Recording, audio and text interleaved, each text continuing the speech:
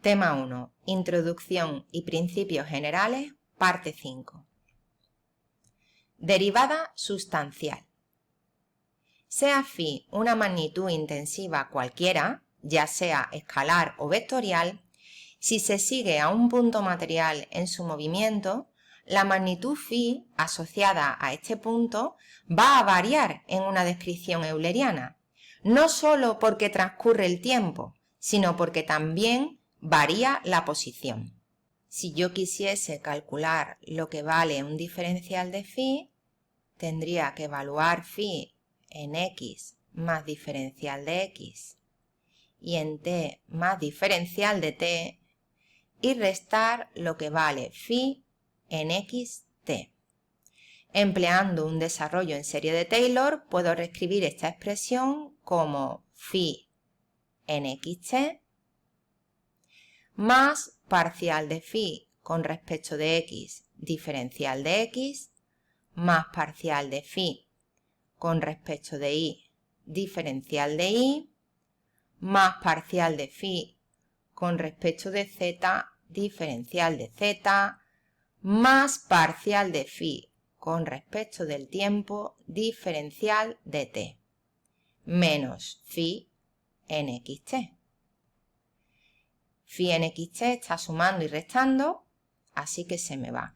Si yo divido esta expresión entre diferencial de t, resulta que la derivada de phi con respecto de t va a ser igual a parcial de phi con respecto del tiempo más parcial de phi con respecto de x, derivada de x con respecto del tiempo, más parcial de phi con respecto de y, derivada de y con respecto del tiempo, más parcial de phi con respecto de z, derivada de z con respecto del tiempo.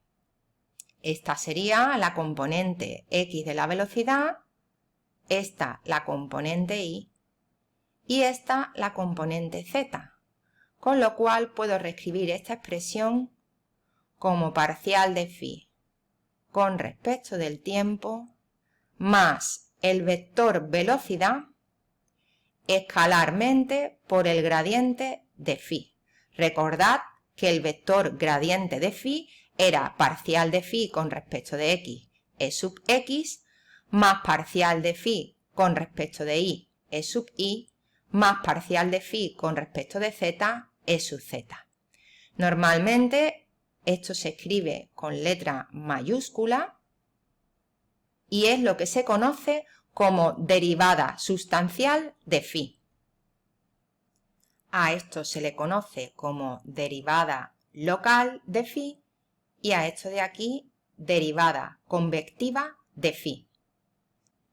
El operador derivada sustancial lo que hace es evaluar la derivada temporal de la magnitud que sea y sumarle el producto escalar del vector velocidad por el gradiente de lo que sea.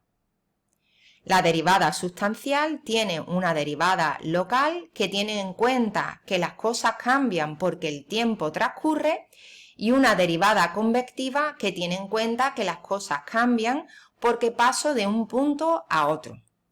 La derivada sustancial se puede aplicar tanto a escalares como a vectores.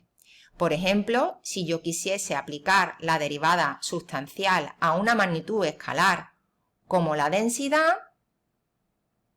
lo único que tendría que hacer es calcular la derivada parcial de ρ con respecto del tiempo y ahora sumar el producto escalar del vector velocidad por el gradiente de la densidad. La densidad es un escalar, su derivada con respecto del tiempo es un escalar.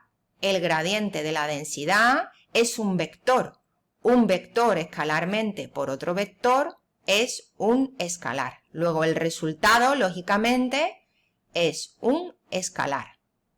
También puedo calcular la derivada sustancial de un vector como por ejemplo la velocidad. Lo único que tendría que hacer es calcular la parcial de v con respecto del tiempo y luego sumar el producto escalar de v por el gradiente de la velocidad. La parcial de v con respecto del tiempo es un escalar, el gradiente de un vector es una matriz por un vector es un vector y por tanto el resultado, como es lógico, es un vector.